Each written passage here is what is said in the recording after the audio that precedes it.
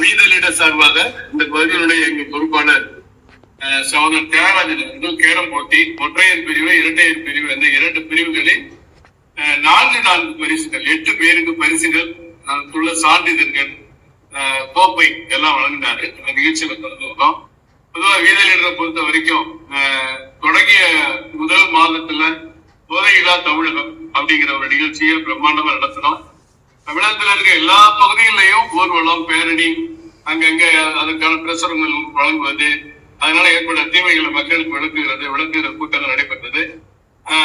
வரக்கூடிய மாதத்தில் சுற்றுப்புற சூழல் மேம்பாட்டுக்கான திட்டங்களை தலைவர் அறிவித்திருக்கிறார் அண்ணாமலை அவர்கள். முதல்ல 2ஆம் தேதி கன்னியாகுமரி பகுதியில உபரி திருச்செந்தூர் பகுதியில தூத்துக்குடி பகுதியில அவரே கடற்கரையை சுத்தப்படுத்துற பணியில ஈடுபட்டாரு. வரக்கூடிய அதே நாளை 3ஆம் தேதி மதுரையில வைகை கரை ஓரத்துல எல்லா தூய்மை பணிகளை மட்டும் நிறைய மரம் நட்டாங்க. அதுக்கடுத்து இப்ப 16ஆம் தேதி சென்னையில பிரம்மாண்ட பேரணி நம்ம ராஜரத்னம் ஸ்டேடியம் அருகே பலாயிரக்கணக்கான இளைஞர்கள் பெண்கள் மக்கள் கலந்து கொள்ளக்கூடிய ஒரு சுற்றுச்சூழல் விழிப்புணர்வு பேரணியில அவர் தலைமை தாங்கி அவர் அங்கே நடந்து வருகிறார். அதை பற்றி விளக்கி பேசுகிறார். அவரோடு மரம் நடுதலில் அப்துல் கலாம் ஐயா அவருடைய வழியை பின்பற்றி லட்சக்கணக்கான மரங்கள் நடுவதில் ஆர்வம் காட்டிய மறைந்த நடிகர் சின்ன கலைவாணர் என்று அழைக்கக்கூடிய விவேக் அவருடைய துணைவியாரும் அந்த சுற்றுப்புற சூழல் பேரணியில அவர்களும் கலந்து கொள்கிறார் என்பதை தெரிவித்துக் கொள்கிறேன். அதைத் தொடர்ந்து இந்த மாதம் முழுவதும் ஆகஸ்ட் மாதம் 20 லட்சம் மரம் நடும் பணிகள் நடைபெறுகிறது. தொடர்ந்து இந்த பணி 50 லட்சம் மரங்கள் நடுவதற்கான திட்டம் தீட்டப்பட்டிருக்கிறது. இந்த மாதம் மட்டும் 20 லட்சம் மரங்கள் நடுவதற்கான திட்டம் தீட்டப்பட்டு அந்த பணிகள் நடைபெறுகிறது.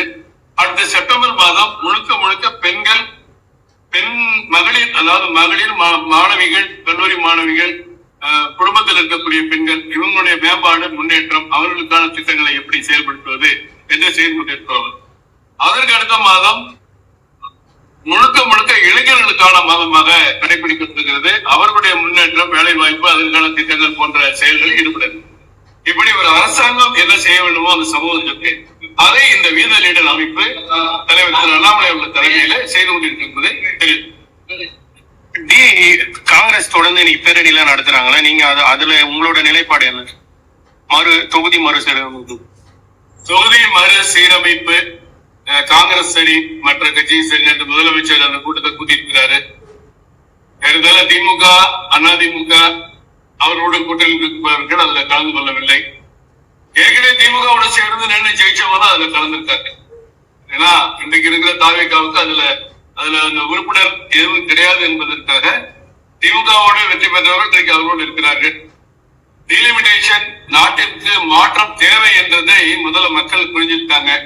அது எப்ப கொண்டு வரணும், எப்படி கொண்டு வரணும்னு எல்லா கட்சியோட கருத்துக்களை கேட்டுதான் செய்வாங்க. இன்னும் பில் வரல, பில் ஃபைட் அல்ல, சமாதானம் சமர்ப்பிக்கப்படவில்லை, அதுல விவாதம் நடத்தப்படவில்லை, எவ்வளவோ வேலை இருக்கு. ஆனா இன்னைக்கு அதை பத்தி பேசுறது, எதிர்ப்பு தெரிவிக்கிறது, ஆதரவு தெரிவிக்கிறது மக்களை குழப்பகிற செயலா தான் இருக்கும்.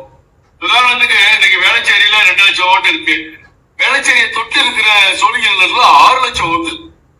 ஒரே அசம்பிளி, 2 லட்சம் பேருக்கு ஒரே எம்எல்ஏ, 6 லட்சம் பேருக்கு ஒரே எம்எல்ஏ. 2 லட்சம் பேருக்கு இருக்கிற வேளச்சேரி தொகுதியை விட 3 மடங்கு பெரிய தொகுதி சோழிங்கர். நம்ம நிக்கிற இடத்துல நான் சொல்றேன். அப்ப 2 லட்சம் பேருடைய நல்லது கெட்டது, அவர்களுக்கு தேவையான திட்டங்கள், சமூக திட்டங்கள், அரசு திட்டங்களை கொண்டு போறது ஒரு எம்எல்ஏ. 6 லட்சம் பேர் இருக்கிற மக்கள் வாழக்கூடிய அந்த சோழிங்கர்களுக்கும் அதே ஒரு எம்எல்ஏ. அப்ப இந்த மாற்றங்கள்லாம் தேவைங்கிறது முதல்ல புரிஞ்சுக்கும். இது நம்மளுடைய பிரதிநிதித்துவம், தமிழ்நாடுடைய பிரதிநிதித்துவம் குறையாமல் எப்படி பார்த்துக் கொள்வது, அதற்கு நிறைய வாய்ப்பு இருக்கு, பேச்சுவார்த்தை இருக்கு. ஏற்கனவே உள்துறை அமைச்சரும் சொல்லியிருக்காங்க அதை பத்தி, எந்த மாநிலத்தினுடைய உரிமையும் போகாதுன்னு. இப்ப உத்தேசமா நமக்கு 39 பாராளுமன்ற எம்பிக்கள் என்பது 59 உயர்வதாக சொல்லியிருக்கிறாங்க. இது நம்ம உரிமைக்காக நம்ம அனைத்து கட்சி கூட்டத்தையோ அல்லது எம்பிக்கள் கூட்டத்தை முதலமைச்சர் கூட்டியதை நான் வரவேற்கிறேன். அதுல கலந்து கொள்வது என்பது வேறு விஷயம். ஆனா எல்லாருடைய நிலைப்பாடும் தமிழகத்தோட உரிமை குறையக்கூடாதுங்கிறதுல எல்லாருமே ஒரே எண்ணத்துலதான் இருப்பாங்க. அது இன்னும் அதுக்கான அந்த நேரம் வரவில்லை என்றுதான் நான் நடிகர் விஜய் அவங்க ஆட்சி தொடர்ந்து நடந்ததுக்கு சார்பா நீங்க அதை எப்படி பாக்குறீங்க? நல்லது இருக்கு, கெட்டது இருக்கு. நிறைய விஷயங்கள் ஒரு சில விஷயங்கள் பாராட்டத்தக்கதா இருக்கு. பல விஷயங்கள் ஆச்சரியம் அளிக்கக்கூடிய விஷயமா இருக்கு. அமைச்சர்கள் அவங்களே கட்டுப்பாடு எல்லாம் போட்டிருக்காங்க. எல்லாரும் பேட்டி கொடுத்தாங்க, 2 பேர் தான் பேசுறேன்னு, ஆளாளுக்கு பேசுறாருன்னு. இன்றைக்கு பழனி நில மோசடி, கோயில் நில மோசடி, மதுரை மீனாட்சி குழு மோசடி, புது புது விஷயங்கள்லாம் வருது. நிறைய வேகமா நடவடிக்கை எடுத்தாங்க. சில அமைச்சர்கள் மீது புகார் வந்திருக்கு, அதையும் முதலமைச்சர் நடவடிக்கை எடுக்கணும்னு விரும்புறாங்க. அதே மாதிரி பத்திரப்பதிவு துறையில சீரமைப்பு வரவேற்கத்தக்கதா இருக்கு. சில விஷயங்கள்ல வரவேற்கத்தக்க திட்டங்களை முதலமைச்சர் செயல்படுத்துறாங்க. ஆனா இந்த கடனை பொறுத்த வரைக்கும் இந்த வருஷத்துக்கு மட்டும் 26, 27 மட்டும் 1,74,000 கோடி வாங்க போறோம்னு சொல்றாங்க. அப்ப இப்படியே இந்த 5 வருஷம் போச்சுன்னா 1.25 லட்சம் கோடி 2 லட்சம் கோடின்னு பொள்ளாச்சியில திரு அண்ணாமலை அவர்கள் சொன்னது போல தாவேக ஆட்சி முடியும் தருவாயில் மேலும் 10 லட்சம் கோடி கடன் உருவாக போகுதுங்கிறது அன்னைக்கு அவர் பொள்ளாச்சியில பேசினா இன்னைக்கு நிதி செயலாளர் சித்திக்கு அவங்க சொல்லியிருக்காங்க. நம்ம அதை அப்படிதான் பார்க்கணும். இப்ப டாஸ்மாக் கடைய குடிக்கிறத குறைக்கணும், குடிக்கிறவனுடைய எண்ணிக்கையை குறைக்கணுங்கிறதா எங்க நோக்கம் போதையில்லா தமிழன் போயிட்டு இருக்கோம்.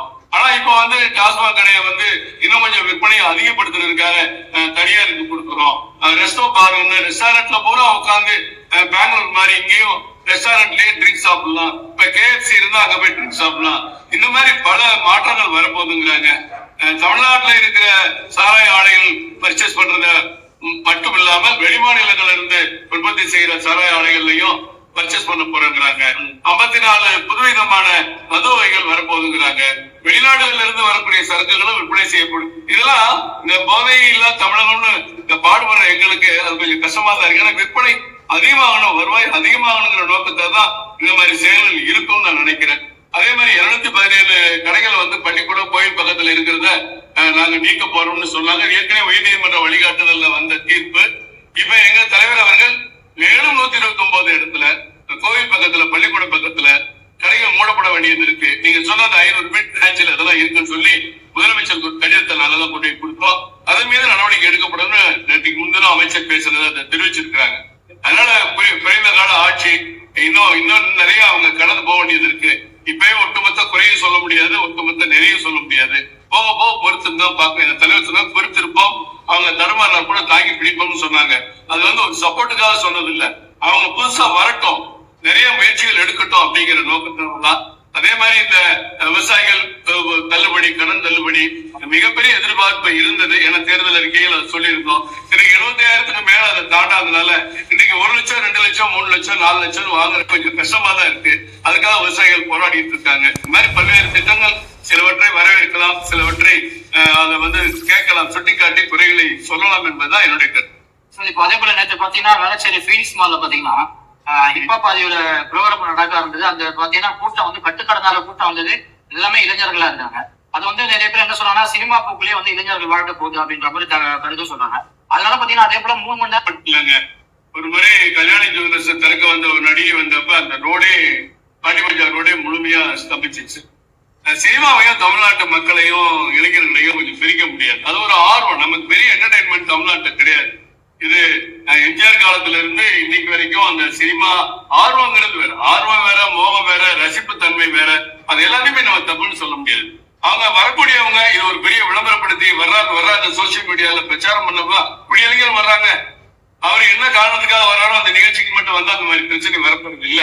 இதுதான் இந்த ஆர்வத்தெல்லாம் குறையா சொல்ல முடியாது. ஒரு இளைஞருக்கு என்ன பிடிக்குமோ அதை செய்யறாரு, அது நம்ம எப்படி தப்புன்னு கண்டிக்க முடியும்? போற தலைவர்கள், போற அந்த செலிபிரிட்டி தான் அது எப்படி போனா மக்கள் கிடையாது இல்லாம கொண்டு போனாலும் அவங்கதான் யோசிக்கணும். இந்த நிகழ்ச்சி ஏற்பாடு செய்யறவங்க யோசிக்கணும்.